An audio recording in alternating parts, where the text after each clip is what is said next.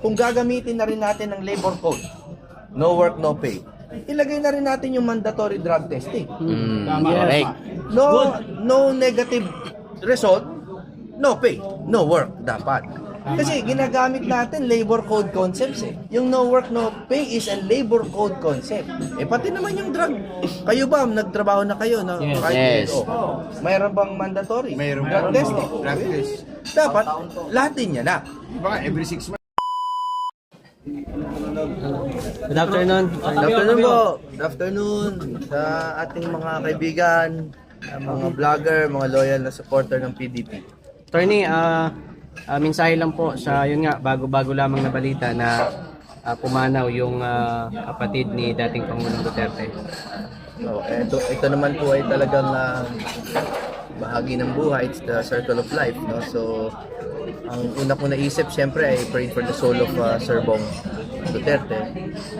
Pangalawa, iniisip ko yung Pangulo natin, no? Si Pangulong Rodrigo Duterte. Naisip ko kung ano kaya ang mararamdaman niya, no, na malayo siya nung nangyari ito. So, I pray for him also. Pangatlo, naisip ko parang puro laging malingbong yung nabibigyan ng ganitong kapalaran. Pero okay lang. You know, we pray for his the eternal repose of his soul. Yes, Attorney. Attorney, yung mensahe nyo na lang po sa impeachment complaint laban kay BP Sara ngayon. Hindi po natin mapipigilan ang mga tao na mag-exercise ng kanilang political right, no, to file an impeachment complaint. However, ako po ay naniniwala that we are really living in legally murky or dark times, no? Kasi may mga butas talaga ang konstitusyon natin, no? Yung 1-year ban was intended to preserve the leadership of this country, no? It was not meant to be used as a shield, no? Ang problema, dahil hindi kumpleto yung constitution on the 1-year ban, na-diskartehan na tuloy ito ng mga ibang tao to create preventive or protective filing of impeachment complaints. Hindi ko po sinasabing yan ang nangyari, but it is a possibility na nag-file sila ng mahina na impeachment complaint para po ma-protect for another year against impeachment ng ating Pangulo.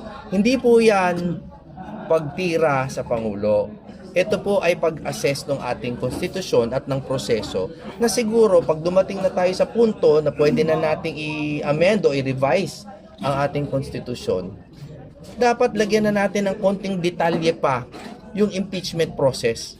Nang sa gayon ay hindi na siya maging open to bad or biased interpretation.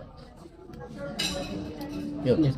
Attorney, kung yung naunang impeachment complaint laban kay BP ay na-declare na unconstitutional, ito kayang pagkakataon na ito ngayong pinel nila, malaki ba ang posibilidad na umakyat ito sa Senado? Yung una kasing complaint, yung last year, Yes. was declared unconstitutional because of procedure. No, not because of substance. So, yung bago ngayon na against VP Sara, baka natuto na sila. Kaya sa totoo lang, procedurally only, mas may pag-asang lumipad itong impeachment complaint na to. Pero in terms of substance, ako po ay naniniwala na unless they invent or make up crimes against the Vice President, hindi talaga pwedeng lumipad yan unless our politicians have gotten so corrupt na talagang mag-iimbento na sila ng krimen laban kay VP Sara.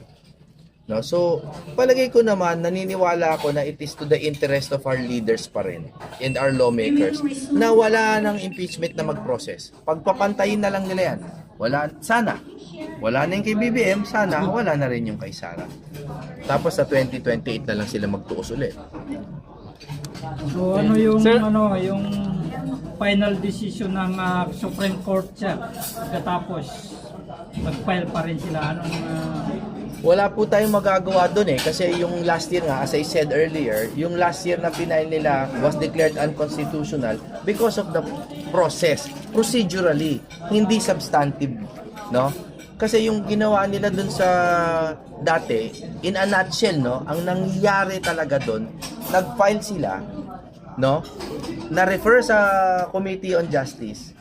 Tapos, inupuan nila, hindi nila sinunod yung constitutional requirement na meron kasi doon 3 days, 10 days, 60 days na rule. Basahin nyo na lang po sa konstitusyon, no? Sa accountability of public officers.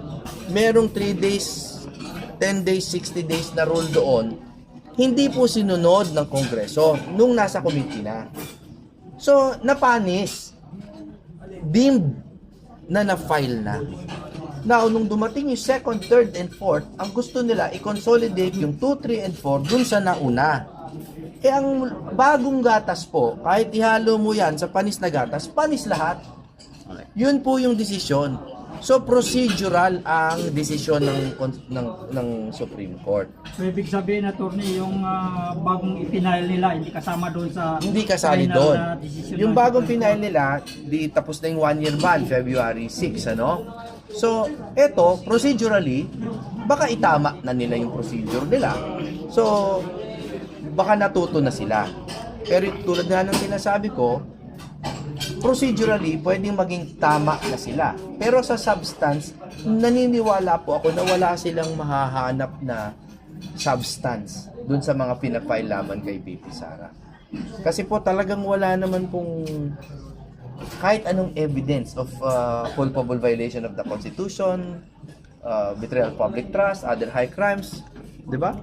Bribery, graft, wala naman. Yung ano naman, yung impeachment na ipinail kay PBBM, so hindi man lang nag-iinit sa Congress. Hindi man lang nag-init. Yun nga yung sinasabi ko kanina na kailangan talaga nating bisitahin ulit ang konstitusyon natin. Dahil yung 1-year ban na abuso, ginagawa nila, naglalabas sila, baka lang ha, naglalabas sila ng preemptive na mga complaint. Meaning, magpa-file sila, pero mahina. Naintindihan nyo, no? Pag nag-file sila, tapos mahina, tapos ma-dismiss, o di 1 year nang hindi ulit pwede mag-file laban sa Pangulo. So, nagiging proteksyon yung 1-year ban nung ini-impeach na opisyal. So, hindi po maganda.